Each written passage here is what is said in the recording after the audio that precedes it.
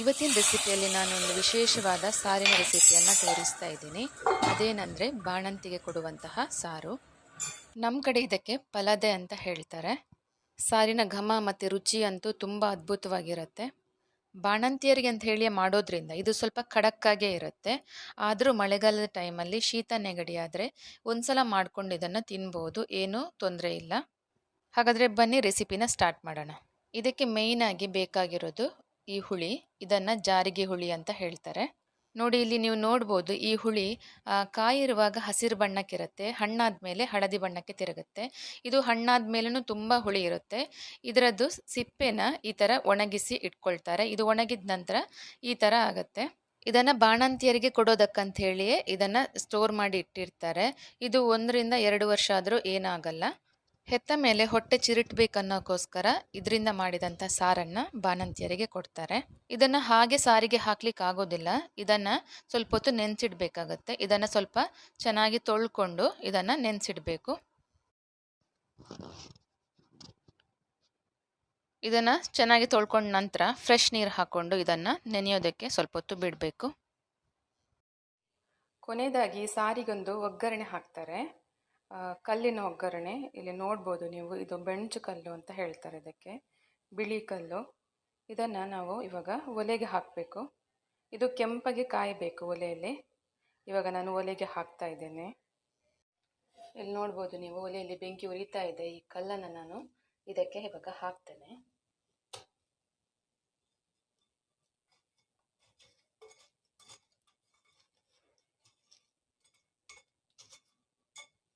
ಇದು ಕೆಂಪಗೆ ಕಾಯಬೇಕು. ಇದನ್ನೊಂದು ಅರ್ಧ ಗಂಟೆ ಬಿಟ್ಟು ನೋಡೋಣ. ಇವಾಗ ನೋಡಿ, ಇದು ಜಾರಿಗೆ ಹುಳಿ ಚೆನ್ನಾಗಿ ನೆಂದಿದೆ, ಚೆನ್ನಾಗಿ ಕಲರ್ ಬಿಟ್ಟಿದೆ, ನೋಡ್ಬೋದು ನೀವು. ನಮ್ಗೆ ಇದರಲ್ಲಿ ಈ ಸಿಪ್ಪೆ ಯೂಸ್ ಇಲ್ಲ, ನಮ್ಗೆ ಇದರ ನೀರು ಮಾತ್ರ ಹಾಕೊಳ್ಳಿಕ್ಕಿರೋದು. ಈಗ ಇದನ್ನು ಒಂದು ಲೋಟಕ್ಕೆ ತೆಗೆದಿಡ್ತಾ ಇದ್ದೀನಿ. ಒಂದು ಅರ್ಧದಿಂದ 3/4 ಲೋಟದಷ್ಟು ಸಾಕಾಗತ್ತೆ ನಮಗೆ ಇದರ ನೀರು. ಇವಾಗ ಇದಕ್ಕೊಂದು ಮಸಾಲೆನ ರೆಡಿ ಮಾಡ್ಕೋಬೇಕು. ನಾನಿಲ್ಲಿ ಒಂದು ಬಾಣಲೆನ ಬಿಸಿಗಿಟ್ಕೊಂಡಿದ್ದೀನಿ. ಅದಕ್ಕೆ 4-5 ಘಾಟಿ ಮೆಣಸನ್ನು ಹಾಕ್ಕೊಂಡಿದ್ದೀನಿ. ಸ್ವಲ್ಪ ತೆಂಗಿನೆಣ್ಣೆ ಹಾಕ್ಕೊಂಡು ಇದನ್ನು ಹುರ್ಕೋಬೇಕು. ಈ ಮೆಣಸು ಅಷ್ಟೇನು ಖಾರ ಬರೋದಿಲ್ಲ, ಇದು ಸಾರಿಗೆ ಒಂದು ಒಳ್ಳೆ ಕಲರ್ ಕೊಡುತ್ತೆ. ಇವಾಗ ನೋಡಿ, ಈ ಮೆಣಸು ಹುರಿದಾಗಿದೆ, ಇದನ್ನು ತೆಗಿತಾ ಇದ್ದೀನಿ. ಇವಾಗ ಇದಕ್ಕೇನೆ ಒಂದು ಸ್ವಲ್ಪ ಎಣ್ಣೆ ಹಾಕ್ಕೊಂಡಿದ್ದೀನಿ. ಅದಕ್ಕೆ 1 ಚಮಚ ಆಗುವಷ್ಟು ಕಾಳು ಮೆಣಸನ್ನು ಹಾಕ್ಕೊಳ್ತಾ ಇದ್ದೀನಿ. ನಮಗೆ ಈ ಸಾರು ಈ ಕಾಳು ಮೆಣಸಿನ ಖಾರ ಬರಬೇಕು. ಇದಕ್ಕೆ 1/4 ಚಮಚ ಆಗುವಷ್ಟು ಮೆಂತ್ಯ ಹಾಕ್ಕೊಂಡಿದ್ದೀನಿ. ಹಾಗೆ 1 ಚಮಚ ಆಗುವಷ್ಟು ಜೀರಿಗೆ ಹಾಕ್ಕೊಂಡಿದ್ದೀನಿ. ಹಾಗೆ 1/4 ಚಮಚದಷ್ಟು ಓಂ ಕಾಳನ್ನು ಹಾಕ್ಕೊಂಡಿದ್ದೀನಿ, ಅಜ್ವಾಯಿನ. ಇದನ್ನು ಸ್ವಲ್ಪ ಚೆನ್ನಾಗಿ ಹುರಿಬೇಕು. ಲೋ ಫ್ಲೇಮಲ್ಲಿ ಹುರ್ಕೊಳ್ಳಿ. ಹಾಗೆ ಇದಕ್ಕೆ 2 ಚಮಚ ಆಗುವಷ್ಟು ಕೊತ್ತಂಬರಿಯನ್ನು ಹಾಕಿದ್ದೀನಿ. ಹಾಗೆ ಅರ್ಧ ಚಮಚ ಆಗುವಷ್ಟು ಸಾಸಿವೆನ ಹಾಕ್ಕೊಂಡಿದ್ದೀನಿ. ಸಾಸಿವೆ ಸ್ವಲ್ಪ ಹಾಕ್ಕೊಂಡ್ರೆ ಸಾಕು. ಖಾರ ಇನ್ನೂ ಸ್ವಲ್ಪ ಜಾಸ್ತಿ ಬೇಕನ್ನೋರು ಕಾಳು ಮೆಣಸನ್ನು ಸ್ವಲ್ಪ ಜಾಸ್ತಿ ಹಾಕ್ಕೊಳ್ಬೋದು.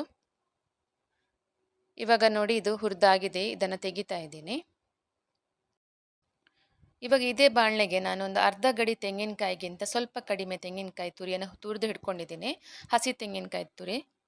ಇದರ ಬದಲಿಗೆ ಒಣ ಕೊಬ್ಬರಿಯನ್ನು ಕೂಡ ಹಾಕ್ಕೊಳ್ಬೋದು. ಕೆಲವರು ಒಣ ಕೊಬ್ಬರಿಯಲ್ಲೂ ಕೂಡ ಮಾಡ್ತಾರೆ. ಅಥವಾ ಈ ಥರ ಹಸಿ ತೆಂಗಿನಕಾಯಿ ತುರಿಯನ್ನು ಚೆನ್ನಾಗಿ ಹುರ್ಕೊಂಡು ಕೂಡ ಮಾಡ್ಬೋದು.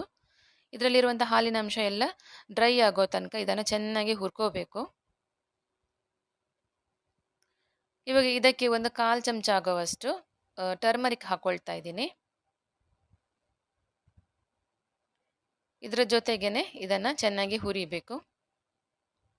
ಇವಾಗ ಇದಕ್ಕೆ 4 ಎಸಳು ಬೆಳ್ಳುಳ್ಳಿ, ಹಾಗೆ 4-5 ತುಂಡು ಈರುಳ್ಳಿಯನ್ನು ಕೂಡ ಹಾಕಿದ್ದೀನಿ. ನಾನಿಲ್ಲಿ ಸಣ್ಣ ಈರುಳ್ಳಿನ ಹಾಕ್ಕೊಂಡಿದ್ದೀನಿ. ಇದರ ಬದಲಿಗೆ ದೊಡ್ಡ ಈರುಳ್ಳಿಯನ್ನು ಕಟ್ ಮಾಡಿ ಕೂಡ ಹಾಕ್ಕೋಬೋದು. ಇದನ್ನು ಜಾಸ್ತಿ ಹುರಿಬೇಕಂತೇನಿಲ್ಲ, ಜಸ್ಟ್ ಬಿಸಿ ಆದರೆ ಸಾಕು. ಇವಾಗ ನಾವಾಗ ಹುರಿದಿಟ್ಟಂಥದ್ದನ್ನು ಇವಾಗ ಹಾಕೋಬೇಕು. ಒಂದು ಸ್ವಲ್ಪ ಬಿಸಿ ಮಾಡ್ಕೋಬೇಕು ಜೊತೆಗೆ ಎಲ್ಲವನ್ನು. ಇವಾಗ ಇದನ್ನು ಸ್ವಲ್ಪ ತಣ್ಣಗಾಗಕ್ಕೆ ಬಿಡಬೇಕು. ತಣ್ಣಗಾದ ನಂತರ ಇದನ್ನು ಮಿಕ್ಸಿ ಮಾಡ್ಕೋಬೇಕು. ಇವಾಗ ನೋಡಿ, ನಾನು ಮಿಕ್ಸಿ ಜಾರಿಗೆ ಹಾಕ್ಕೊಳ್ತಾ ಇದ್ದೀನಿ.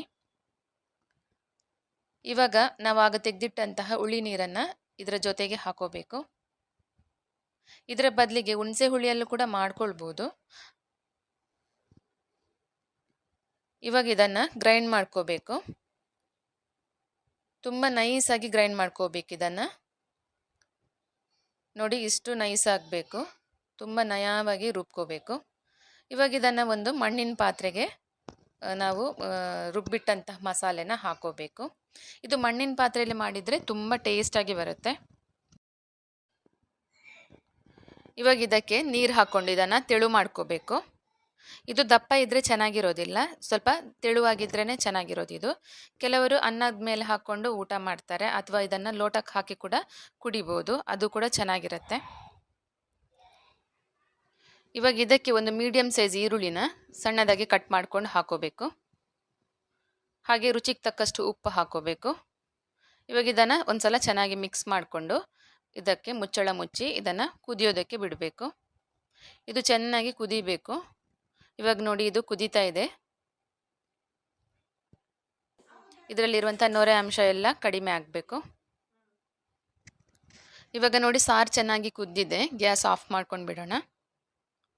ಇವಾಗ ಕೊನೆಗೆ ಇದಕ್ಕೊಂದು ಒಗ್ಗರಣೆ ಹಾಕಬೇಕು. ನಾನಿಲ್ಲಿ ಒಂದು ಸೌಟಿಗೆ ಒಂದು ಸ್ವಲ್ಪ ಸಾಸಿವೆ ಹಾಗೆ ಜಜ್ಜಿದಂಥ ಬೆಳ್ಳುಳ್ಳಿ ಹಾಕ್ಕೊಂಡಿದ್ದೀನಿ. ಹಾಗೆ ನಾವು ಆಗಲೇ ಕೆಂಡಕ್ಕೆ ಹಾಕಿದಂತಹ ಬೆಣಚು ಕಲ್ಲನ್ನು ಇವಾಗ ಇದರ ಮೇಲೆ ಇಡ್ತಾ ಇದ್ದೀನಿ. ಇದು ಚೆನ್ನಾಗಿ ಕೆಂಪಗೆ ಕಾದಿದೆ. ಇವಾಗ ಇದರ ಮೇಲೆ ತೆಂಗಿನ ಎಣ್ಣೆನ ಹಾಕ್ಕೊಳ್ತಾ ಇದ್ದೀನಿ. ಈ ಒಗ್ಗರಣೆ ಈ ಸಾರಿಗೆ ಒಂದು ಒಳ್ಳೆ ಪರಿಮಳ ಕೊಡುತ್ತೆ. ಇವಾಗ ಇದನ್ನು ಮತ್ತೊಂದು ಸೌಟಿಂದ ಮುಚ್ಚಬೇಕು, ಯಾಕಂದರೆ ಇದರಲ್ಲಿ ಘಮ ಹೊರಗೆ ಹೋಗಬಾರ್ದು ಅಂತ ಹೇಳ್ಕೊಂಡು.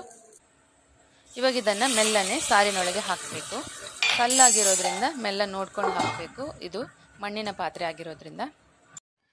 ಇವಾಗ ನೋಡಿ, ಬಾಣಂತಿ ಸಾರು ರೆಡಿಯಾಗಿದೆ. ಈ ರೆಸಿಪಿ ನಿಮಗೆ ಇಷ್ಟ ಆಯಿತು ಅಂತ ಅನ್ಕೋತೀನಿ. ಇಷ್ಟ ಆದರೆ ಲೈಕ್ ಆ್ಯಂಡ್ ಶೇರ್ ಮಾಡೋದನ್ನು ಮಾತ್ರ ಮರಿಬೇಡಿ.